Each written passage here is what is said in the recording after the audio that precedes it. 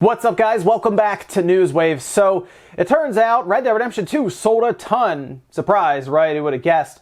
But investors still weren't happy. It kind of shows us that no matter how much money you make, it's probably never enough, at least for most investors in these stocks and everything. Also, we may have found at least a reason as to why Smash Bros. Is corrupting with Piranha Plant being included. At least we kind of thought there's a lot going on here, and it might not be as easy and straightforward as a lot of us were kind of originally thinking when this stuff started to come out. As always, guys, enjoy these videos. Do hit the like button. It does help out. We're actually going to start today with HD Rumble. It's, of course, the rumble that you have with your Joy-Con controllers, your Pro Controller on the Switch, and it's done some interesting things, right? Like if you play Mario Party and it's your turn, it'll actually rumble and create actual sound. It's crazy.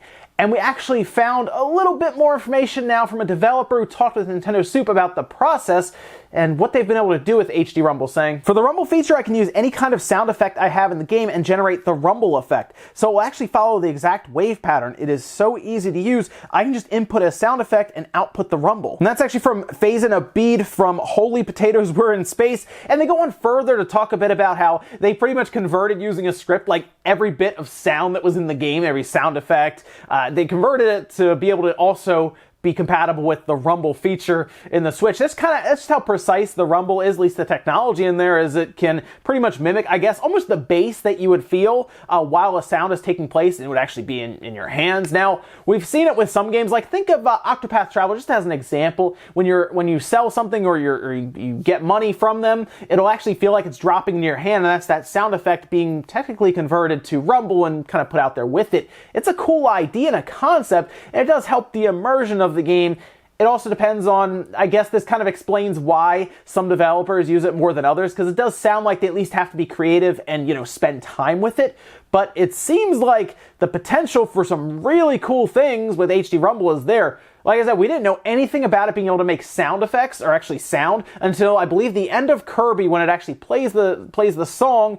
And then, of course, Mario Party, which is the most recent example that caught people off guard, especially if you didn't get to the end of Kirby. That one probably surprised you when it was your turn. You probably thought there was a speaker in the Joy-Con. Either way, cool stuff to learn a bit more about how developers work with HD Rumble, and to find out that we might not know everything that HD Rumble can be used for at this point. Oh, and we found out what's going on with Sonic, at least to a degree, at South by Southwest. It's coming up mid-March. They actually posted up, as you're seeing here, a description of a panel for Sonic, saying Sonic the Hedgehog is back at South by Southwest. Join special guests from Sega and Sonic Team as they talk about the latest for the Blue Blur and his next steps for 2019 and beyond. There's almost always a special announcement or two to be had, so be sure to stay tuned. They'll probably stream it, I assume, but there's a chance they could have something new in terms of a game announced there, right? They could do like Sonic Mania 2 or something. Maybe they have a Sonic Adventure remake planned.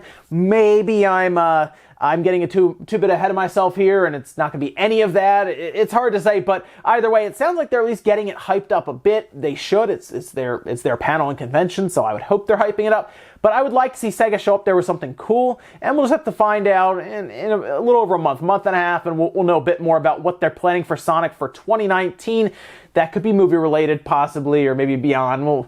We'll see if the movie actually shows up there. Hopefully it's all game-related, but we'll see. Also, we finally had that Assassin's Creed 3 remake, or remaster, I guess you'd say, announced by Ubisoft, and it is actually coming out March 29th. It's coming for the PlayStation 4, Xbox One, and the PC. And I know what you're thinking. A lot of people were asking this right away. What happened to that Switch version that was listed? Well, the Switch version technically hasn't been announced yet, is what a lot of people are saying. But at this point, we just know it doesn't exist on that platform just for these. This is an announcement if maybe Nintendo wanted to put it into a Direct or something. But the remastered edition will have 4K and HDR for PS4 Pro, Xbox One X, and PC. Pretty cool to see all that. Again, I know people were really hoping that this was the Switch's first Assassin's Creed game, would be this remaster. I would wait on that a bit before you completely write it off from being on the Switch. It's not coming out to the end of March, and technically there's still a bit of time, I guess, if they wanted to announce it for the Switch. And guys, some of the quick news out of the way, let's get into the bigger stuff. We're actually going to start with the Piranha Plant glitch, is what it seems to be dubbed. Basically, anyone talks about this corruption that's going on with your save game and Smash Bros, and Piranha Plant comes up. Whether it is related to Piranha Plant or related more so to the update 2.0.0 that Piranha Plant came in, it's hard to say. But it does appear that people are having an issue with corrupted save data, or at least the game being corrupted and then corrupting the save data basically on the way out. And there are videos of people posting it up and everything. It does seem to have at least happen. Nintendo commented on it. They said, we can't figure it out. We don't know what is going on, and we can't reproduce it, basically, is what they were saying. So I don't know what's going to happen with that, but people are still trying to figure out what's going on. And there was a Reddit thread that was posted where people started to kind of come together and say, oh, maybe it's because this SD card is counterfeit, or it's not a real Samsung SD card, like a Samsung 256 gigabyte that you get on Amazon that's maybe a bit cheaper than it should be, or it's not sold by Amazon directly. I've seen that. Some people reported that they haven't got an actual, like, legitimate one even from Amazon at times, but most times you should get a legitimate one. And it makes sense why this would happen if it was counterfeit, if the whole, like, the entirety of that card was not 256. We made an entire video on this where it could be as small as like 2 gigabytes or something, right? It's a possibility, but generally those are pretty easy to spot. A 512 gigabyte card, yeah, it's probably not a 512 gigabyte card for $10 or $12. So that's pretty obvious, but to see this possibly be the case where counterfeit cards are now becoming an issue would also be kind of strange, because there are several Switch games that this could happen to, but why Smash Bros? Well, further down in that Reddit thread, people started to figure out that it wasn't just counterfeit cards. At least they were posting up that it was not. For example, a user by the name of Rhino East says, I'm having issues with my card and mine was verified as authentic using Samsung's memory card authentication utility and verified as having no bad blocks using H2 Test W. So while I'd love to tell you that it's just a counterfeit card, and if you have a real card or you have it just installed to your internal memory or whatnot, or maybe even have just a physical cartridge, I guess, although the update still needs to be installed. Anyway, if you have a counterfeit card, I'd love to be able to tell you that that's the issue. Throw it away, get a real one. Doesn't necessarily seem to be the case. Again, people are kind of posting up that their card is verified and they're still having the issue. Nintendo can't reproduce the issue, so I don't know if they're going to do anything about it. I also don't know how many people this is actually affecting, as I see some people post, but is it 20 people? Because if that's the case, then it might be some really weird glitch that is very hard to reproduce and is not a very likely thing for it to actually happen to you. That might be another reason why Nintendo is having a hard time reproducing the glitch as well. So hard to say. It was interesting when we thought we figured it out with an SD card, but it doesn't look like that is the case. Okay, it doesn't look like it's the SD card, at least not for now, until we see more proof that that is the case. However, people are showing that their legitimate cards are still corrupting with the game. So I guess the hunt for the actual issue continues. Next up, we got Media Create sales charts to look at. I wanted to see Kingdom Hearts 3 in Japan to see if it could hit 1 million units in the first month or so. I don't know if that's going to happen because there was a pretty big drop off. The Switch hardware also jumped and the PlayStation 4 hardware dropped. Let's actually get into the top 10 that you're seeing here. Kingdom Hearts 3 still at the top. I don't know for how much longer though, because it dropped 85% down to 91,000 units. Over 700,000 units now, which is great, but I was hoping to get to 1 million units within its first 30 days of being on the market. Don't know if that's going to be the case here. Resident Evil 2 remains at number 2, 51,339. That had an 80% drop as well. I'm not really sure what happened with both of those for that, but over 300,000 units. New Super Mario Bros. U Deluxe. Okay, that dropped 21%, but it's at 45,879, which tells me that next week you'll probably see that at least in the number 2 position, and it's not exactly dropping as fast as the others above it. Smash Bros. Ultimate there, 35,217. Let's Go Pikachu and Eevee actually climbed heavily. 128%, 21,274. The Legendary Alchemist, that was on the PS4 and the Switch in this same week.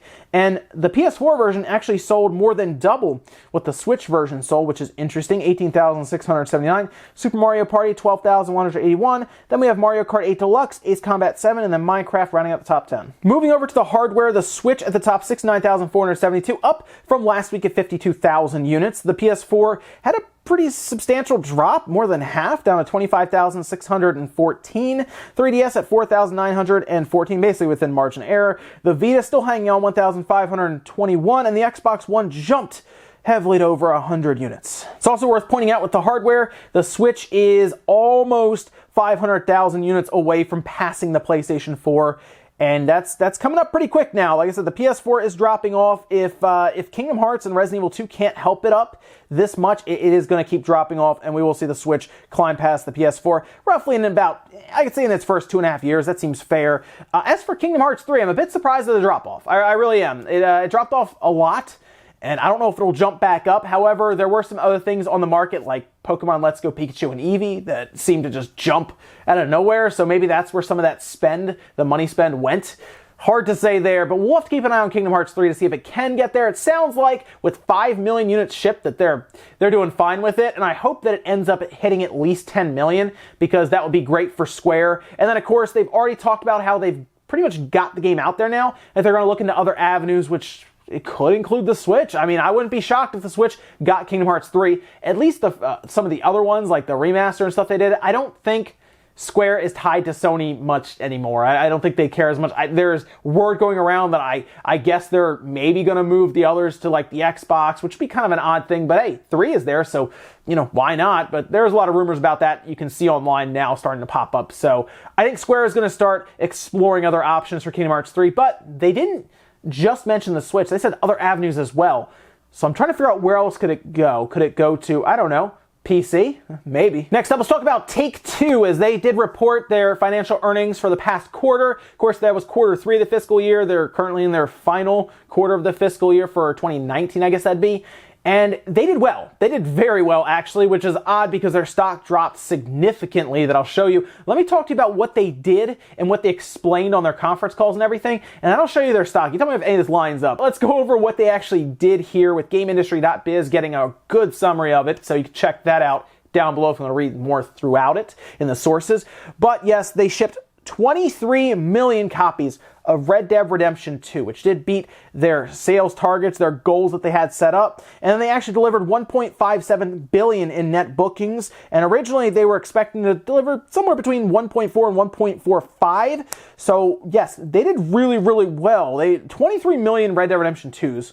Think about that for a second. That game came out at the end of October, you know, and that should go up to, I guess that would be December. However, they kind of talk about it just in general, so it could even be kind of going up to now. They're probably just wanting to show up there with this massive number. 23 million, by the way, is insane. It is insanity for a game to get that amount this quickly. They also talked a bit about 2K19 doing well, of course, and then they talked about, interestingly, Civilization 6 for the Switch significantly exceeded expectations, and apparently they're going to look more into the Switch for other games that make sense to them. So who knows what they'll do there. I mean, we saw what happened with WWE, so that means, you know, maybe 2K20 will come over and maybe we can get, you know what, 2K20, 20 frames per second. It's got a nice marketing ring to it there. It is, hey, that's an upgrade. That's an upgrade from what we had before, but it did well. But here's their stocks, and again, it's weird. If you're somebody who's good with stocks, explain to me what happened here, because they provided earnings that were well above what they were doing. They have a game that sold a quarter, you know, almost a quarter of 100 million, basically, almost 25 million copies, which is ridiculous. Destroyed basically their competition with Call of Duty and Battlefield 5 by a lot.